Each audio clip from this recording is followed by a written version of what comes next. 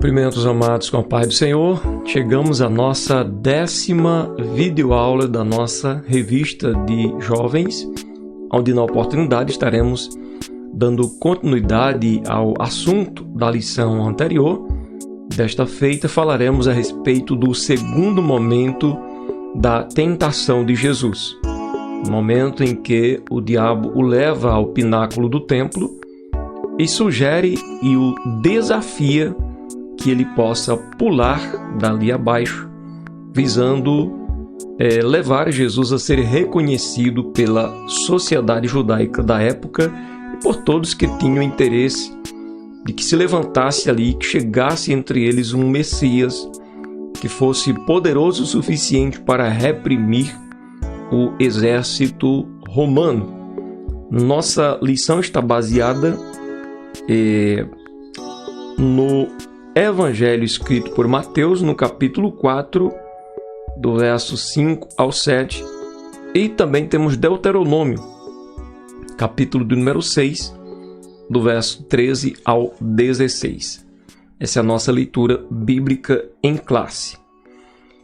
A segunda tentação pela qual passou Jesus nos remete a interpretar e aplicar mal um texto das Escrituras, tentando forçar Deus a fazer a nossa vontade. Bem, dentro desse contexto desta tentação, nós somos trazidos a este entendimento de que nós precisamos interpretar bem as Escrituras, porque se a interpretarmos mal, então poderemos fazer uso dela para benefício próprio e para glória ou vanglória própria, né? Enquanto isso, precisamos entender qual a vontade de Deus para as nossas vidas e nos render a esta vontade. Nunca ficarmos apegados à nossa própria vontade, porque isto não vai ser bom para nós. Então, a tentação pode ganhar formas diferentes, dependendo do local, da ocasião, mas ela sempre terá o propósito de nos fazer pecar contra Deus, nos afastando da sua presença. A segunda tentação nos ensina que não podemos jamais fazer a nossa própria vontade, mas sim a vontade de Deus.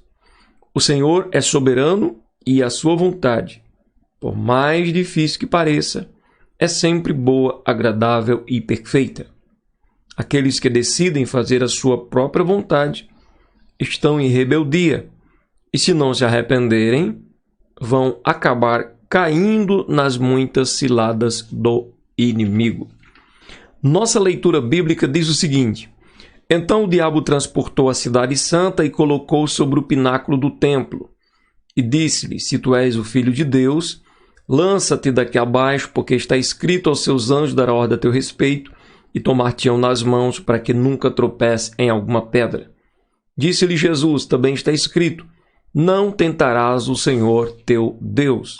Esse texto nos remete também aqui a Deuteronômio, capítulo 6, verso 13 ao 16. Versículo 13. O Senhor teu Deus temerás, e a ele servirás, e pelo seu nome jurarás. Não seguireis outros deuses, os deuses dos povos que houver à roda de vós, porque o Senhor teu Deus é um Deus zeloso no meio de ti, para que a ira do Senhor teu Deus se não acenda contra ti e te destrua de sobre a face da terra. Não tentareis o Senhor vosso Deus, como o tentaste em Massá. Nossa introdução diz: a palavra de Deus vem sendo lida, ensinada e pregada praticamente por todo o mundo.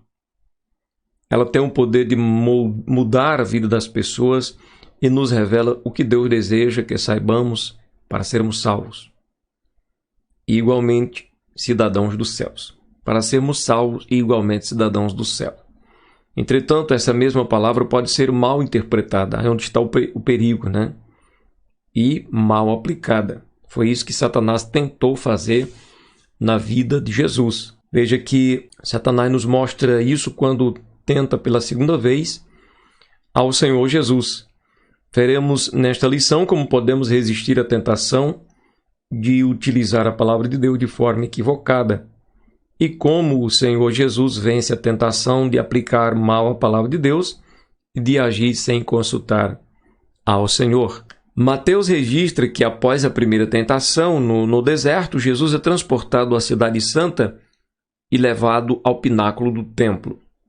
Parte do ministério de Jesus ocorreu em Jerusalém, onde foi apresentado no templo e para onde ia todos os anos para celebrar a festa da Páscoa, juntamente ali com os seus pais. O pináculo do templo era a parte mais alta do santuário construído por Herodes, algo aí em torno de 30 metros de altura. A arquitetura e a obra feitas pelo Idumeu causava admiração nas pessoas que iam a Jerusalém.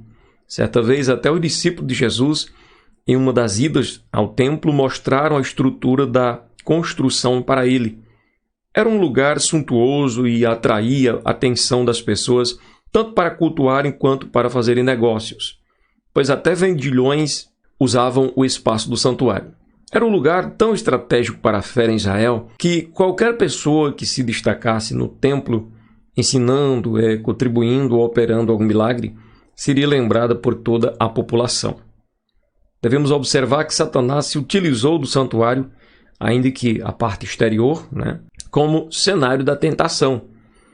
Ele não respeita o local de culto e pode se utilizar deles para gerar confusão entre os crentes. Devemos estar atentos e alerta quanto a isso. Na tentação, no segundo momento ali da tentação, novamente o inimigo se aproxima de Jesus com a seguinte expressão: se tu és o Filho de Deus. Veja que novamente o inimigo inicia querendo colocar em xeque aquilo que o próprio pai havia falado para o filho: tu és o meu filho amado em quem me comprazo. Então já foi dito que a tentação, mais do que uma prova da nossa fé, é uma prova da nossa confiança em Deus. A segunda tentativa do inimigo contra Jesus traz novamente a fala de Satanás questionando o que Deus havia afirmado. Veja que ele é perito em questionar aquilo que Deus afirma.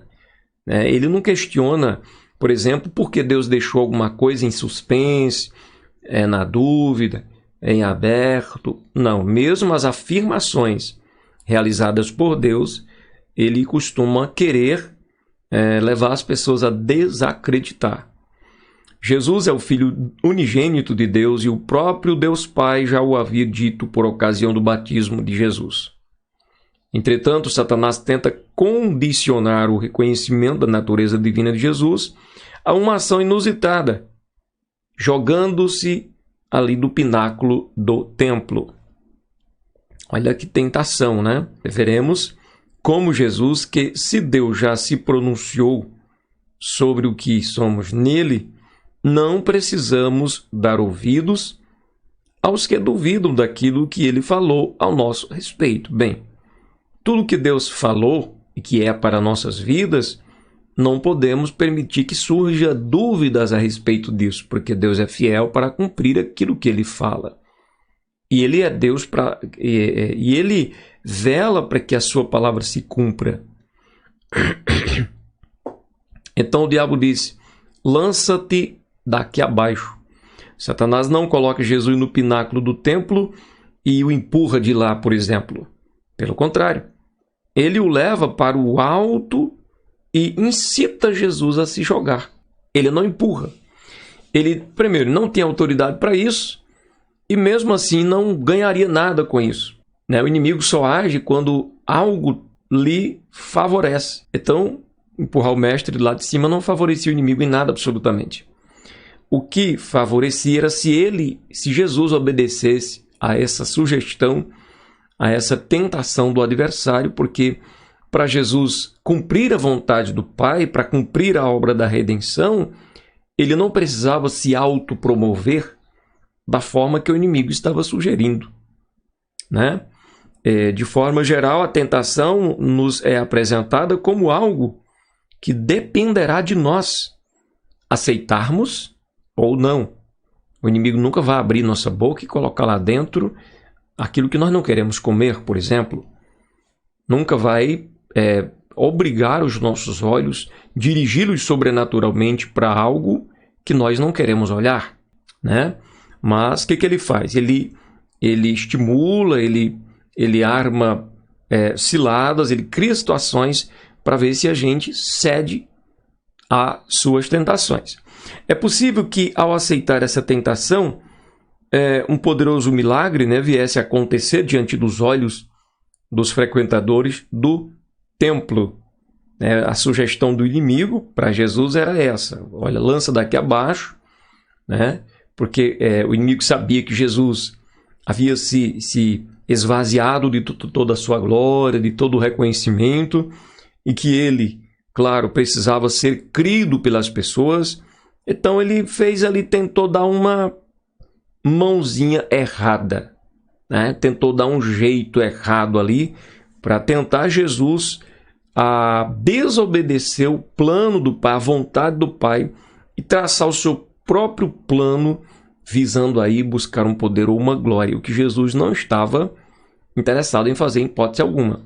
Provavelmente Jesus viesse a ser reconhecido, né, como Messias, sem precisar passar pela crucificação, caso ele pule ali do templo e milagrosamente coloque seus pés no chão à vista de todos, de uma forma sobrenatural, sem sofrer nenhum dano.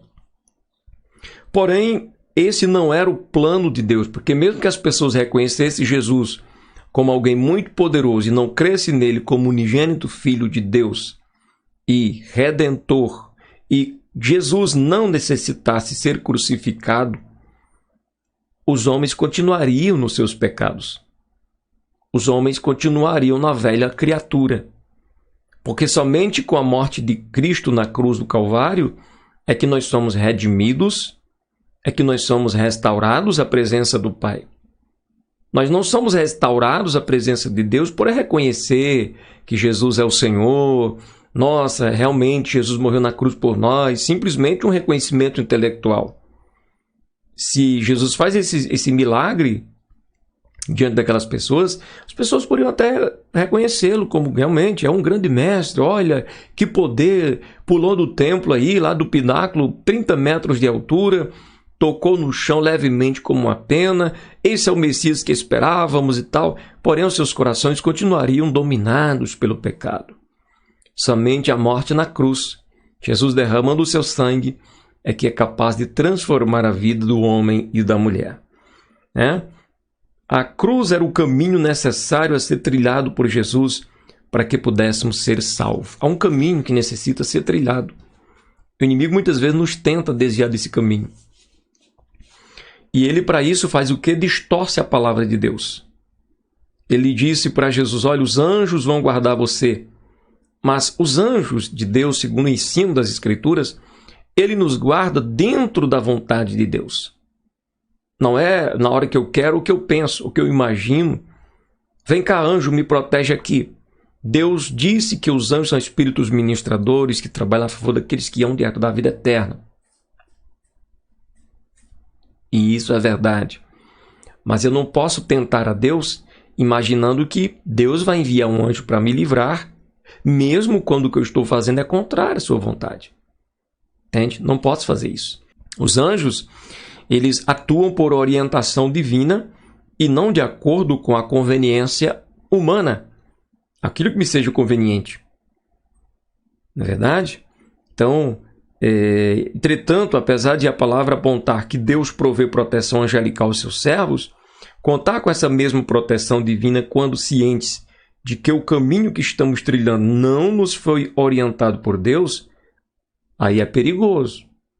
Aí é outra história. Né? O caminho que eu tenho que trilhar é o caminho do Senhor. E aí Deus dá ordem aos seus anjos ao nosso respeito. Satanás sabe muito bem citar as Escrituras quando lhe convém. Entretanto, ele sempre o fará com propósitos malignos, para que os servos de Deus pequem.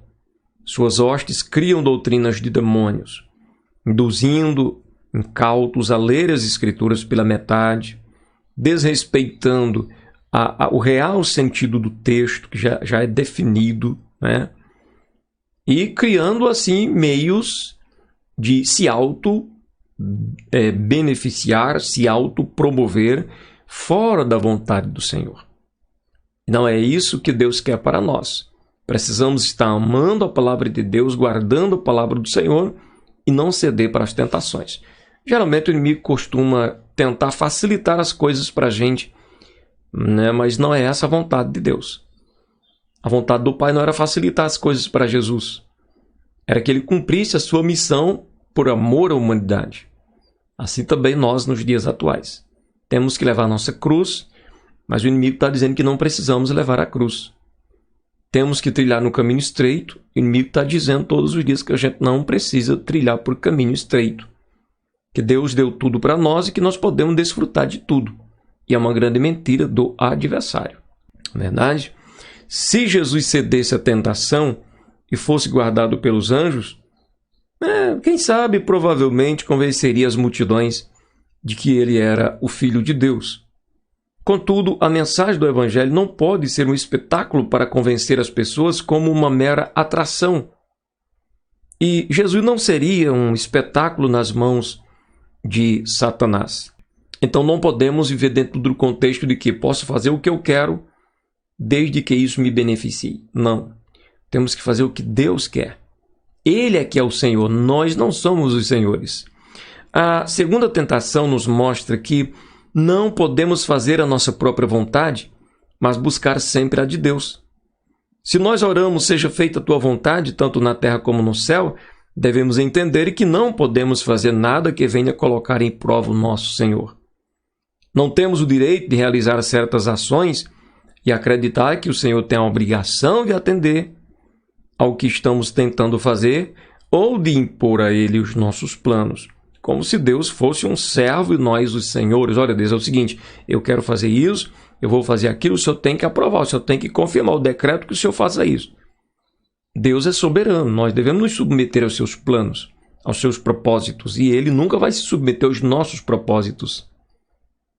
Ele apenas vai fazer e realizar aquilo que está dentro do seu propósito, dentro da sua vontade. Não podemos fazer do texto de Filipenses 4:13, que está escrito, posso todas as coisas naquele que me fortalece, um salvo-conduto para que venhamos a fazer o que Deus não nos ordenou a fazer. Entende? Quando Paulo diz, posso todas as coisas naquele que me fortalece, são todas as coisas que convém serem feitas, porque o mesmo Paulo também disse, posso todas as coisas, porém nem todas as coisas me convêm. Ou nem todas as coisas me são lícitas. Entende? Então Paulo não vivia metendo a cara e fazendo o que queria, tendo como base esse texto. Podemos todas as coisas em Cristo que nos fortalece? Sim. Mas é aquilo que convém para o louvor e a glória do reino de Deus. Último. O povo no deserto. Aqui o autor coloca um texto, um exemplo de Israel, né, no deserto, a trajetória do povo. Quando o povo é tirado com mão forte e o braço estendido, mas mesmo assim, entrando no deserto, o povo duvida da presença, da companhia de Deus, querem voltar para o Egito, né? Chegam num determinado local, em determinado ponto ali do deserto, não encontram água, né, para beber, então o Senhor manda que Moisés toque na rocha, a rocha libera água para eles, enfim, todo esse processo. E o pessoal tentando ao Senhor com as suas ações e com os seus feitos, né? Então, o problema aqui apontado nesse texto não é a sede, a falta de algo, e sim colocar em questão a presença de Deus quando se está passando por um momento de privação temporária, como fizeram os hebreus. Aí eles disseram, Êxodo 17:7, está o Senhor no meio de nós ou não? Deus estava no meio do povo. O povo que precisava se sujeitar à vontade de Deus e temê-lo. No deserto, Deus iniciou um processo de amadurecimento do seu povo. Os hebreus precisavam ser transformados para entrar na terra que o Todo-Poderoso lhes daria. Porém, eles haviam rejeitado entrar na terra prometida, dando ouvidos aos espias que infamaram a terra, o que lhes custou uma caminhada de 4 décadas em uma terra inóspita. E ao escrever o Deuteronômio para a nova geração de hebreus, Moisés deixa claro ao povo, não tentareis o Senhor vosso Deus, como o tentastes em Massá. Esse versículo mostra um cenário triste por parte do povo de Deus. Pela falta de água, os hebreus zombaram da presença do Eterno entre eles. Esse deboche, foi visto por Deus como uma infidelidade contra ele. O Eterno estava entre eles e proveu a água de que precisavam. Tentar a Deus é desafiá-lo, é acreditar que ele não está agindo em nosso favor. Deus está agindo. Não preciso entender plenamente como, mas preciso crer e confiar que ele está no controle de todas as coisas, em especial no controle das nossas vidas. E as coisas não têm que acontecer do meu jeito, mas do jeito que o Senhor quer, do jeito que o Senhor deseja. Jesus, como homem, no primeiro momento, foi tentado a transformar pedra em pão. Ele precisava se alimentar, ele estava com fome. Se subtendermos de que Jesus, como homem, não soubesse como seria ele socorrido no deserto e alimentado, mas como ele estava disposto e decidido a viver a palavra de Deus, dizendo que nem só de pão vive o homem, mas de toda a palavra do Senhor, logo Deus envia anjo para suprir a sua necessidade. Se Jesus precisava que as pessoas reconhecessem ele como Messias, ele não quis seguir pelo o caminho indicado pelo adversário. Pelo contrário, ele preferiu ser levado na cruz, ser morto com morte de cruz e ali atrair todos a ele. Esse é o caminho da obediência e hoje Jesus Cristo está exaltado. Sua fome foi saciada, ele está exaltado à direita da majestade, sem precisar trilhar pelo caminho mais fácil indicado pelo adversário. Que nós possamos pensar isso. Então, Satanás provavelmente poderia ver Jesus no pináculo do templo, atraindo a atenção das pessoas e sendo espetáculo. Jesus preferiu a cruz para atrair a todos nós, nos salvar, perdoar e nos conduzir a Deus para passar a eternidade com Ele. Interpretar de forma errada a palavra de Deus pode ter implicações sérias para a vida do cristão. Satanás tentou Jesus a agir por conta própria, interpretando a palavra sem respeitar o seu devido contexto. Os anjos protegeriam? Sim, mas aquele que anda de acordo com a vontade do Senhor e não de acordo com a sua própria vontade. Que Deus abençoe. Até a próxima aula em nome de Jesus.